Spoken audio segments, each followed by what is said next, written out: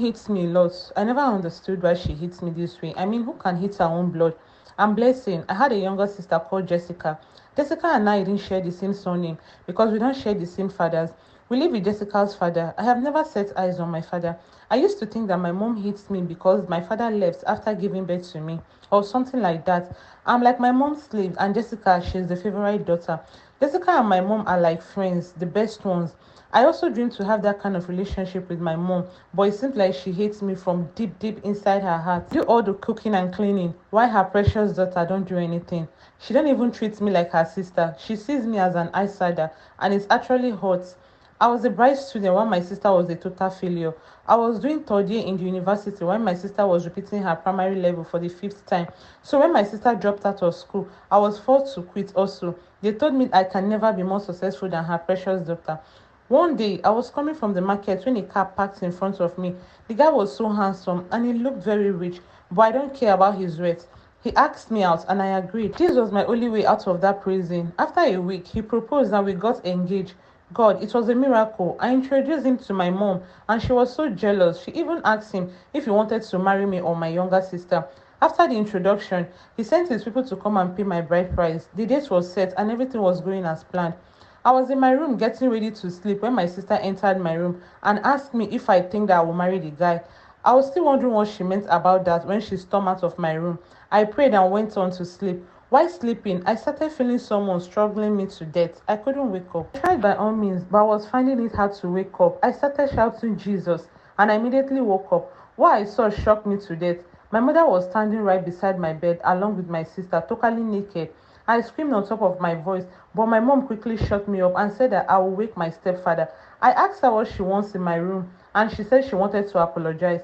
What kind of apology that she couldn't wait until the morning? I asked myself. Just let it slide and went back to sleep. The next morning, I woke up very early to prepare breakfast, but my mom was already preparing breakfast and told me to just go inside and take my bath. I did as she said. After all, it's been long since I ate food cooked by my mom, and trust me, she's a good cook. After eating my breakfast, my mom apologized and gave me a necklace. I decided to forgive her. She's still my mom. So we decided to go out and celebrate. I really enjoyed myself. I never knew my mom could be funny and sweet person.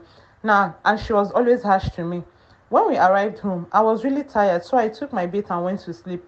While sleeping, I had a strange dream. I saw an old woman telling me to wake up and take off that necklace. I ignored the dream and I told myself that it's a stupid dream. The next morning, I woke up, I couldn't see and thought maybe it's another dream. After a few minutes, I realized that I'm not sleeping. I touched my face to feel if my eyes were open and they were open, but I couldn't see. I shouted and called for my mom. My mom entered my room and started shouting at me, calling me names and asking me why I called her.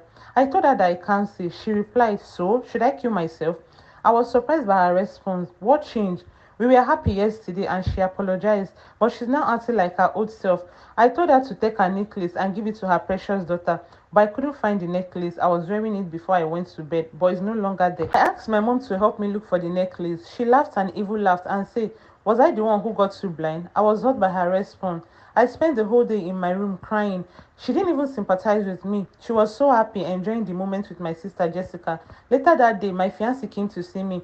My mom told him what happened and took him to my room to see things for himself. I was so happy to hear his voice. He asked me what happened and I told him exactly what happened. He asked me if I still loved him and I said yes and I still want to be his wife. His response broke my heart. He told me he can't marry a blind girl. It will be bad for his image, and he told my mom that he will be getting married to my younger sister since I'm blind. I cried, begging him not to leave me. I really did love him and don't want to lose him. He left without saying anything. I was still asking myself what I did to God to deserve this kind of treatment when my sister entered my room. She laughed and said, I told you that you will never get married to this guy. You lost your sister and I've also won this time around. I wonder who will marry a blind girl like you. Anyways, I came to tell you that I'm getting married tomorrow and you are not invited. Let me leave you. Cry in peace, my dear. I can't believe my sister can do such things to me, her own blood.